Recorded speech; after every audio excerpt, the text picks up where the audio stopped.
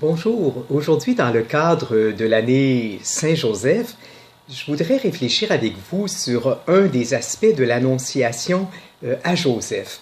Et pour ce faire, nous allons nous inspirer d'un passage de l'Évangile de Matthieu au chapitre 1, les versets 18 à 25, que je vous lis immédiatement. Voici quelle fut l'origine de Jésus-Christ. Marie, sa mère, était accordée en mariage à Joseph. Or, avant qu'ils aient habité ensemble, elle se trouva enceinte par le fait de l'Esprit Saint. Joseph, son époux, qui était un homme juste et ne voulait pas la diffamer publiquement, résolut de la répudier secrètement. Il avait formé ce projet, et voici que l'ange du Seigneur lui apparut en songe et lui dit « Joseph, fils de David, ne crains pas de prendre chez toi Marie, ton épouse. Ce qui a été engendré en elle vient de l'Esprit Saint.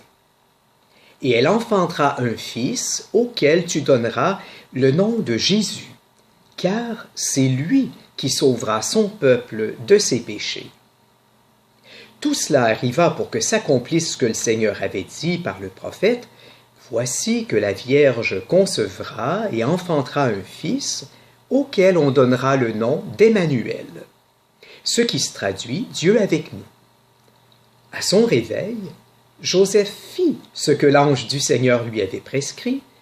Il prit chez lui son épouse, mais il ne la connut pas jusqu'à ce qu'elle eût enfanté un fils auquel il donna le nom de Jésus. Alors, quoi je veux attirer votre attention dans cet entretien, c'est sur le fait que Joseph, c'est l'homme de l'écoute intérieure. Moi, ce que je trouve frappant dans ce récit de l'Annonciation à Joseph, c'est que tout se déroule au ras de l'humanité. À la différence du récit de l'Annonciation à Marie, qu'on connaît peut-être davantage dans l'Évangile de Luc, ici, dans l'Évangile de Matthieu, pour Joseph, il n'y a pas de messager divin qui vient visiter Joseph. Joseph ne voit pas de grands signes dans le ciel, pas de buisson ardent comme Moïse en avait eu un, pas de colonne de feu comme en avaient eu les Hébreux au désert, pas de tremblement de terre, rien.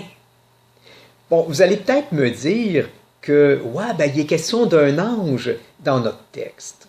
Oui, d'accord, mais si on lit le récit attentivement, on se rend compte qu'il est question d'un rêve. C'est dans un rêve que Joseph voit un ange. Peut-être que vous allez dire, oui, mais c'est un songe. Oh, attention, dans le texte grec, le mot qui est employé, c'est onar, c'est tout simplement un rêve. Et c'est dans un rêve que Joseph voit un ange. Il a rêvé, et dans ce rêve, il a entendu que Marie était enceinte par l'action de l'Esprit Saint. Or, quoi de plus humain, quoi de plus ordinaire, je dirais, que de rêver? Nous savons bien, la psychologie nous apprend ça, que nous rêvons toutes les nuits, même si on ne se souvient pas de nos rêves. Et nos rêves, sont produits par nos mécanismes psychiques. C'est quelque chose de bien humain. Or, chez Joseph, il n'y a pas d'autre révélation, pas d'autre manifestation que ce rêve. Et ce qui est remarquable, c'est que Joseph a su reconnaître l'appel de Dieu, l'appel que Dieu lui adressait à travers sa propre humanité. Joseph a su écouter puis accorder de la crédibilité à ce qui surgissait du fond de lui-même. Voyez-vous, Joseph a fait confiance que Dieu pouvait se manifester, que Dieu pouvait se révéler à travers la pâte de sa propre humanité. D'ailleurs, Joseph a eu tellement confiance en cette parole, surgie du fond de lui-même, qu'il s'est engagé dans ce sens-là. Moi, je trouve ça formidable de voir que Joseph n'a pas attendu d'avoir des signes extraordinaires, d'avoir des grands signes dans le ciel. Non, il a su reconnaître l'extraordinaire dans l'ordinaire de son humanité, dans un rêve. Et c'est sur cette base humaine, oui, fragile, sujette à diverses interprétations, qu'il s'est engagé tout entier. Et dans le fond, c'est comme ça que nous pouvons reconnaître le Dieu fait chair, hein, le Dieu fait homme. Vous savez, à la plénitude des temps, lorsque Dieu a choisi de se manifester le plus fortement possible à l'humanité, il s'est fait humain, il s'est fait aventure humaine en Jésus de Nazareth. Alors, qu'est-ce que ça veut dire? Ça veut dire que c'est là, dans ce qui est humain, qu'il faut chercher le Fils de Dieu. Et c'est ça que nous célébrons chaque année à Noël. Hein, à Noël, on fête un Dieu incarné, on chante le Verbe s'est fait chair, puis on met des Alléluia. Mais c'est pas seulement à Noël. C'est toujours que Dieu passe par des médiations humaines pour nous rejoindre. Et je vous dirais que c'est ça que Joseph a été capable de faire, c'est-à-dire de se laisser rejoindre par Dieu et de le découvrir dans sa propre expérience humaine.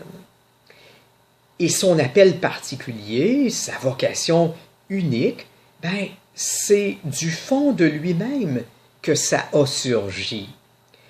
C'est en prêtant attention à son rêve, en l'interprétant, je dirais, avec ce que j'appellerais les lunettes de la foi, avec le regard de la foi, que Joseph a compris que Dieu l'appelait. Ce qui est frappant aussi, c'est de voir à quel point Joseph a fait confiance à ce qui a surgi du fond de lui-même.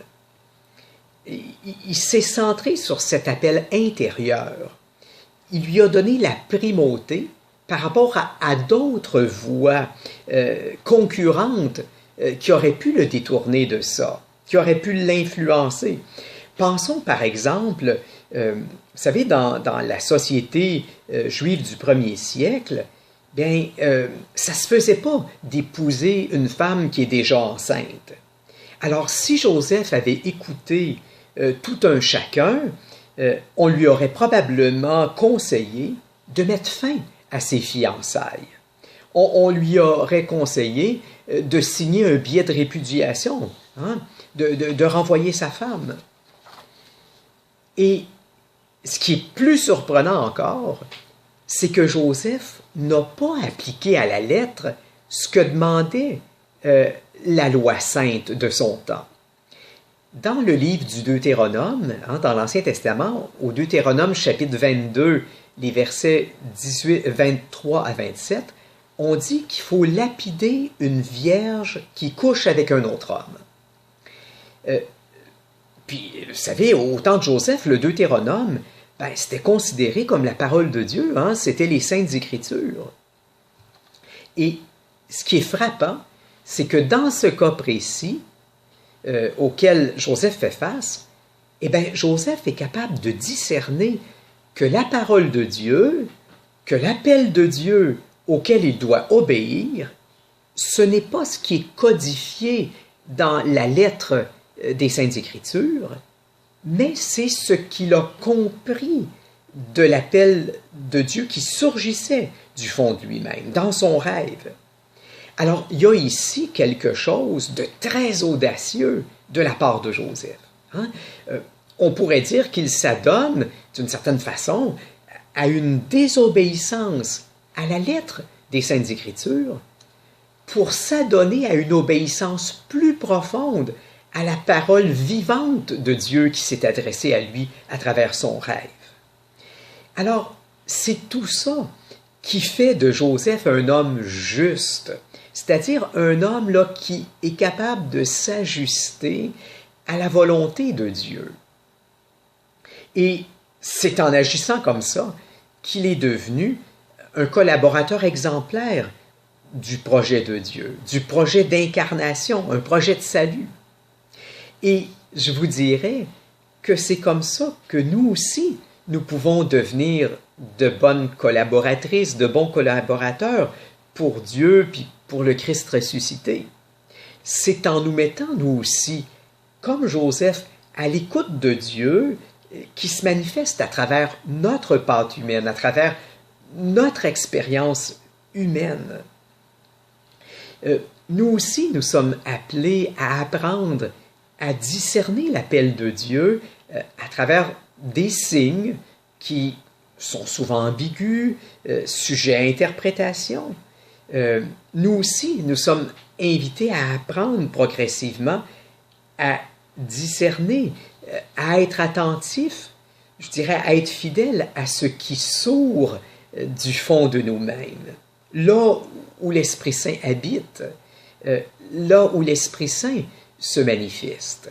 Et voyez-vous, c'est pour ça que j'ai appelé Joseph l'homme de l'écoute intérieure, et c'est aussi ce que nous avons à devenir comme disciples de Jésus. Nous aussi, nous avons à devenir des personnes, des hommes, des femmes de l'écoute intérieure. Et Saint Augustin a très bien parlé de ça, hein, c'est ce qu'il a expérimenté, et puis il y a des phrases fortes dans ce sens, dans son livre autobiographique qui s'appelle « Les Confessions », et il a écrit ceci. Il parle à Dieu, « Et voici que tu étais au-dedans, et moi au-dehors. Et c'est là que je te cherchais, au-dehors. » Puis il a appris, avec le temps, à chercher Dieu à l'intérieur de lui-même et à écouter à l'intérieur de lui-même. Alors ce passage vient du livre 10 des Confessions, au chapitre 27, le verset 38. Alors voilà ce que je vous souhaite. Il y a de quoi admirer Joseph, et souhaitons-nous cette année de pouvoir lui ressembler de plus en plus.